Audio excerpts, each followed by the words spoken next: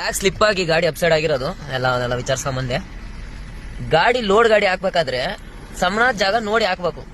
ಅದು ಲೋಡ್ ಗಾಡಿ ಮತ್ತೆ ಲೆಫ್ಟ್ ಸೈಡ್ಗೆ ಡೌನ್ ಐತೆ, ಅಲ್ಲಿ ಹಾಕಿದ್ದಾರೆ ಮಂಗನನ್ ಮಕ್ಳು.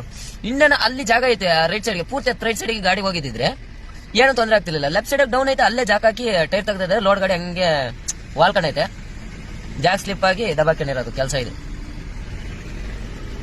ಜಾಕ್ ಹಾಕ್ಬೇಕಾದ್ರೆ ನೋಡ್ಕೊಂಡು ಹಾಕ್ಬೇಕು, ಸಮನಾಗೈತಾ ಜಾಗ ಏನ್ ಕತೆ. ಏನು ಲೋಡ್ ಗಾಡಿ ಬೇರೆ, ಬೇಜವಾಬ್ದಾರಿ ಇದ್ರೆ ಈ ತರ ಎಡವಟ್ ಆಗ್ತಾವ ಅಷ್ಟೇ.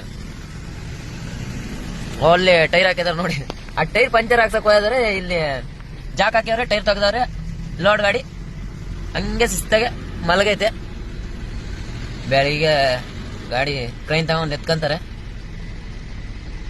ಲೋಡ್ ಗಾಡಿ ಅದು ಟಾರ್ಪಲ್ ನೇವದ್ ಹಾಕಿಲ್ಲ, ಯಾವ್ದೋ ನಾರ್ಮಲ್ ಹಾಕಿದಾರೆ. ಆ ಟಾರ್ಪಲ್ ಹೊರದೋಗಿ ರೋಡಿಗೆ ಬಿದ್ದೈತೆಲ್ಲ ಐಟಮ್.